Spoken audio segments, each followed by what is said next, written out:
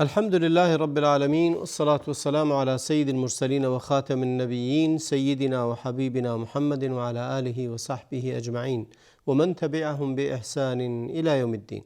با سلام و درود خدمت شما بینندگان عزیز، هر جا که هستید براتون بهترین اوقات رو آرزو میکنم.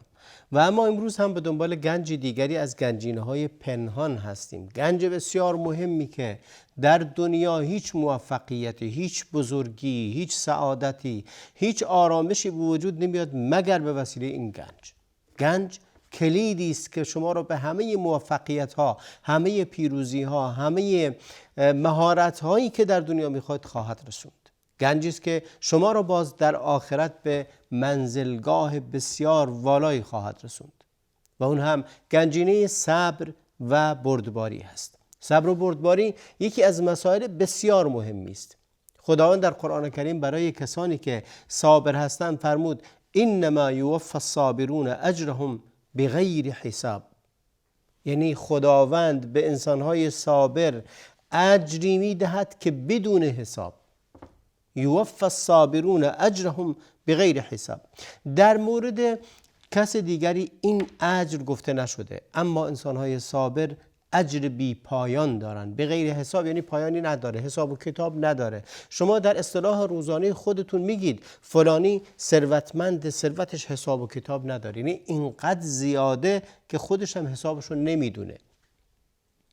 به خاطر همین اجر انسان صابر و بردبار در این دنیا نتیجه کارش رو خواهد دید و در آخرت هم اجر و پاداش عظیمی داره.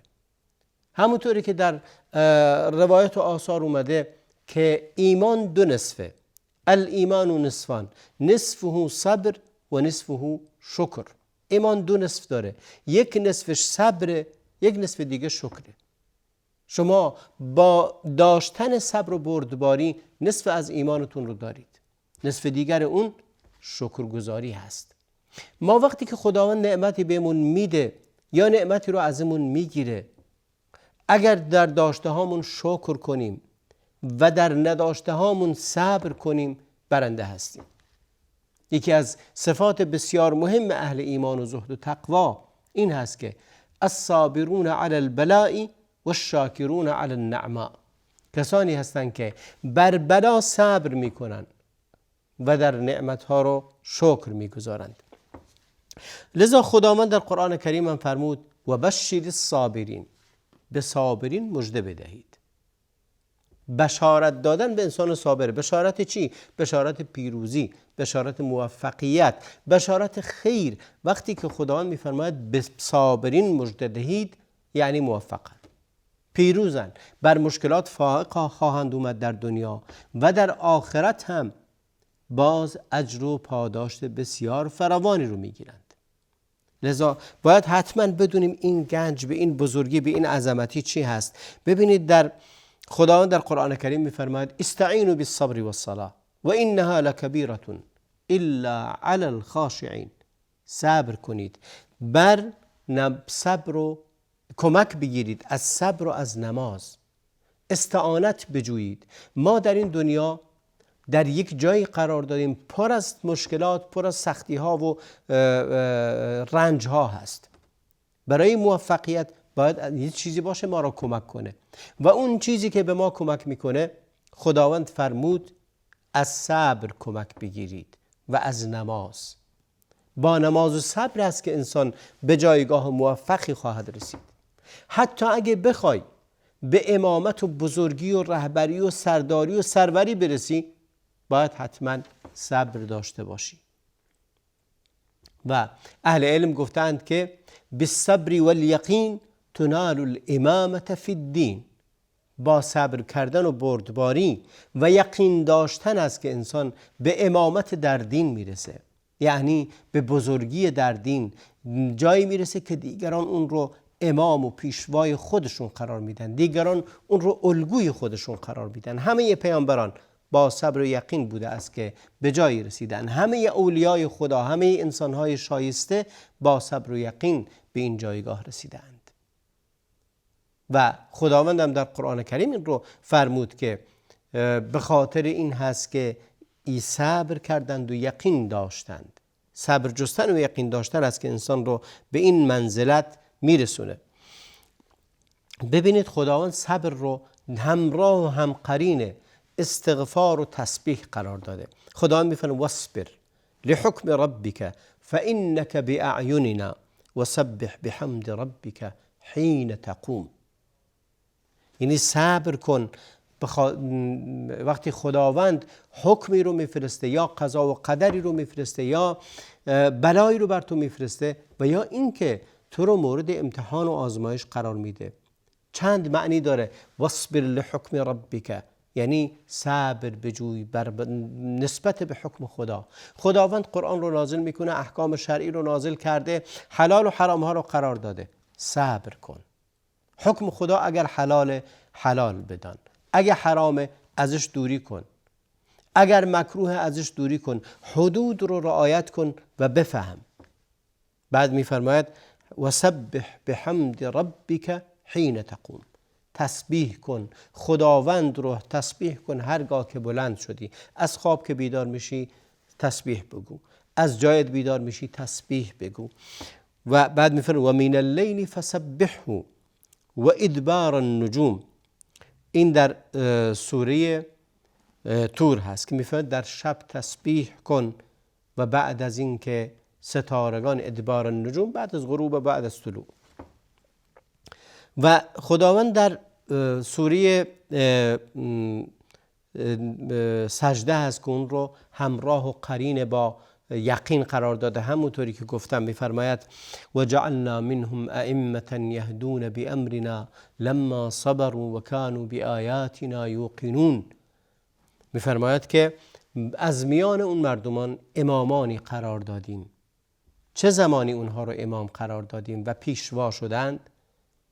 لما صبروا، آنگاه که صبر کردند، و کانوا بآیاتنا یوقنون، و به این آیات خداوند هم یقین داشتند. آیات میتونه آیات قرآن رو بگیم، میتونه آیات شرع رو بگیم و یا آیات کونی رو بگیم و نشانه هایی که خداوند فرستاده است. به اون یقین و ایمان کامل داشتند. و تقوا رو ربط داده به صبر. خداوند اونجایی که میفرماید این تصبروا و تتقوا فإن ذلك من عزم الامور. اگه شما صبر کنید و تقوا پیشه کنید، این دوتا رو داشته باشید، این از عزائم امور و از همه مهمترین نقطه‌ای هست که در دین وجود داره. عزم امور یعنی شدید اون، یعنی قوی اون، یعنی مهم اون. وقتی که این دوتا رو داشته باشی، صبر و تقوا پیشه کنی، حتی دشمنان هم نمیتونن به تو ظفر برند، نمیتونن بر تو پیروز بشند. و خداوند فرمود و این تصبروا و تتقوا لا یضرکم کیدهم شیئا. نترسید از دشمنانتون. شما اگه صبر پیشه کنید و تقوا داشته باشید، تقوا داشته باشید یعنی حلال و حرام رو بفهمید، کجا حلال پایبند باشید، کجا حرام ازش دوری کنید، این تقوا هست. و صبرم داشته باشید بر اون چیزی که خداوند بر شما نازل کرده، بر اگر بلا هست، اگر حکم شرعه، اگر حلال و حرام، بر اون صبر و بردباری داشته باشید. حتی کید دشمنان هم به شما ضرری نخواهد رساند، نمیتونه به شما آسیبی برسونه. خداوند صبر رو هم مرتبط کرده است با رحمت. این دوتا با همن. ثم کان من الذین آمنوا و تواصوا بالصبر و تواصوا بالمرحمه. در سوره بلد هست، در ادامه فرمود اولئک اصحاب المیمنه. اصحاب میمنه چه کسانی هستند؟ کسانی که اصحاب میمنه یعنی طرف راست. راست یعنی اونهایی که نامه اعمالشون به دست راستشون روز قیامت داده میشه. کسانی هستند اهل صبر و اهل رحمتند. ببینید چقدر مهم صبر. مرتبط به نمازه، هم دوش نماز میاد، همراه با یقین میاد، همراه با تقوا میاد، همراه با تسبیح و استغفار میاد، همراه با نماز میاد. همه اینها مرتبط به همن. این دلیل بر اینه که این عبادت و این گنجینه مهم دوشا دوش همه این عبادات مهمه. دوشا دوش نماز میاد، دوشا دوش تقوا میاد، همراه با یقین میاد، همراه با رحمت میاد، همراه با همه این مسائل که میاد، دلیل بر این گنج مهمی است. شما را از کید دشمن میرهاند، شما را به امامت در دین میرساند، شما را به بهشت و اجر بسیار زیاد بی حساب میرساند. ببینید چه گنجی از این مهمتر و چه گنجی میتونه این همه به شما توفیق بده. موفقیت شما در گرو این هست که میفرماید باید حتما صبر کنید. بعد خداوند میفرماید در رابطه با حتی در میدان جهاد فی سبیل الله میفرماید ثم ان ربک للذین هاجروا من بعد ما فتنوا ثم جاهدوا وصبروا ان ربک من بعدها لغفور رحیم. بعد این جهاد بعد میفرماید اگه صبر کنند، اونایی که اومدند و هجرت کردند، بعد اینکه مورد آزار و اذیت دشمنان قرار گرفتند، سپس مجاهدت کردند و صبر جستند، اینها بعد این هست که خداوند غفور و رحیمه. خداوند از تقصیرهای اونها در میگذره و بهشون رحمت میفرسته و برکت و خیر میفرسته. اجر صابرین رو در روز قیامت که گفتم بی حساب است. از ابو سعید خدری روایت شده است که ان اناسا من الانصار سألوا رسول الله صلی الله علیه و سلم، بعضی از انصار اومدن از پیامبر طلب کردن، گفتن که کمک مادی بهشون بکنه، از دنیا متاع دنیا خواستن، فاعطاهم، بهشون داد. ثم سألوه فاعطاهم، باز هم طلب کردن، بازم بهشون داد. حتی نفس عنده، هر چی بود همه رو بهشون داد، چیزی دیگه پیش پیامبر نموند از غنائم یا هدیه دیگران یا زکات دیگرانی که آورده بودن که پیامبر به فقرا بده، هر چی بود بهشون داد. فقال، سپس فرمود ما یکون عندی من خیر فلن ادخره عنکم، اگر هر خیری پیش من باشه اونها رو ذخیره نمی کنم از شما، یعنی این گونه نیست که ذخیره کنم و به شما ندم، بهتون خواهم داد. و من یستعفف نعمت الله یعفه الله، کسی که طلب عفت کند خداوند به او عفت خواهد داد، یعنی دست دراز نکند از دیگران طلب کند و تعفف بورزد، خداوند به اون بی‌نیازی خواهد داد.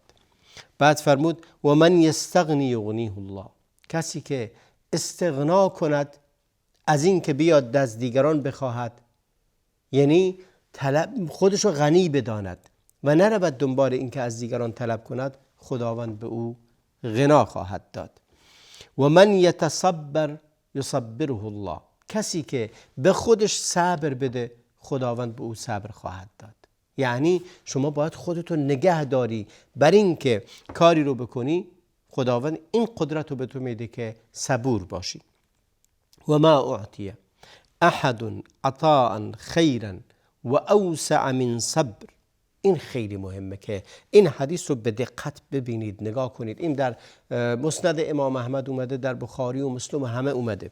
میفرماد و ما اعطی احد، به کسی داده نشده است عطایی، بخششی بهتر و فراختر از صبر. یعنی صبر بهترین نعمت، بهترین بخشش، بهترین عطایی که از خداوند به انسان داده شده صبره. انسان همیشه از خداوند صبر بخواهد، چه در بلا، چه در رخا، چه در داشته، چه در نداشته. چقدر انسان‌ها رو می‌بینیم ما به خاطر یک چیز بسیار جزئی در هم و غم و رنج و بلا و اذیت هستند. چرا؟ چون صبر ندارند و خداوند اجر صابران رو بی حساب کرده است. و این روایت و روایت دیگر زیادی اومده، روایتی که از عمرو بن شعیب هست که پدرش از جدش از پیامبر اکرم علیه السلام گفت قال رسول الله صلی الله علیه وسلم، پیامبر فرمود اذا جمع الله الخلائق یوم القیامه، وقتی که خداوند همه خلائق رو در صحرای محشر جمع کند، نادى منادی، خداوند دستور میده یک منادای ندا بده، یک کسی ندا میده، یکی از ملائکه، یا اهل الفضل، میگه ای اهل فضل، کسانی که فضل داشتید روی دیگر، یعنی بخشیدید. فیقوم ناس و هم یسیرون، عده‌ای بلند میشن و اونم عده کمی هستند. فیطلقون الی الجنة سراعا، بهشون گفته میشه برید به بهشت. خیلی سریع همه میرن به بهشت. بعد دیگه انا رأیناکم سراعا الی الجنة، ملائکه بهشون میگن، ملائکه میگن شما خیلی سریع دویدید به طرف بهشت. فمن انتم، شما کی هستید؟ فیقولون نحن اهل الفضل، میگه ما اهل فضل هستیم. انسان هایی که اهل فضلیم به دیگران. فضل این معنیش این نیست که سیمای خوبی داشته باشی. فضل یعنی این که به دیگران تفضل کردی، احسان کردی و همیشه بخشیدی. و میگه ما اهل فضل بودیم در دنیا. فیقولون، ملائکه میگن و ما فضلکم، میگه فضلتون چیه؟ فیقولون کنا اذا ظلمنا صبرنا، میگه ما هر وقتی بهمون ظلمی میشد از اطرافیانمون، از کسانی که بود، صبر میکردیم. فضل ما اون بود. فضل ما این بود که صبر میکردیم. و اذا اسیء الینا عفونا، و اگه کسی بدی در حق ما کرد، اساءه ادبی کرد، گذشت کردیم، عفو کردیم. و اذا جهل علینا حلمنا، اگه کسی حماقتی در حق ما کرد، رفتار بد و جاهلانه‌ای در حق ما کرد، حلم و بردباری کردیم. فیقال لهم ادخلوا الجنة، ملائکه بهشون میگن برید داخل بهشت بشید. فنعم اجر العاملین، این است اجر عمل کنندگان. عاملین این اجرشون. ثم ینادی منادین این اهل الصبر، اینا اهل فضل بودن، کارشون هم صبر بود. حالا ببینیم اهل صبر چیه. منادی ندا میده که این اهل الصبر، اهل صبر کجا هستن؟ فیتقدم ناس و هم یسیر، عده‌ای میان جلو، بلند میشن، میان میگه ما هستیم. اونم باز عدد کمی هن. فیطلقون الی الجنة سراعا، همشون رها میشن و سریع میرن به طرف بهشت. ملائکه بهشون میرسن میگن انا نراکم سراعا الی الجنة، ما شما رو میبینیم که خیلی سریع دارید میرید به طرف بهشت. شما کی هستید؟ میگه ما اهل صبریم. و میگن خب صبرتون چی بوده؟ میگه کنا نصبر علی طاعت الله، میگه صبر ما این بود که بر طاعت خدا بردبار بودیم. یعنی عبادت رو، سختی عبادت و طاعت رو تحمل میکردیم و عبادت رو رها نمیکردیم. و کنا نصبر عن المعاصی، و همچنین صبر میکردیم بر گناه. یعنی چی؟ یعنی خودمون رو باز میداشتیم از گناه. و این نشون میده صبر دو نوعه. و بعد دیگه ملائکه بهشون میگن ادخلوا الجنة فنعم اجر العاملین، وارد بهشت بشید که اجر شما بهترین اجر عاملین هست. ببینید این مکانت صبر و اجری است که صبر داره، و صبر گنج مهمی از گنجینه های دنیا و آخرت است. به انتهای برنامه رسیدیم. ادامه همین موضوع رو در برنامه آینده خواهم گفت. و صلی الله و بارک علی نبینا محمد و علی آله و صحبه اجمعین.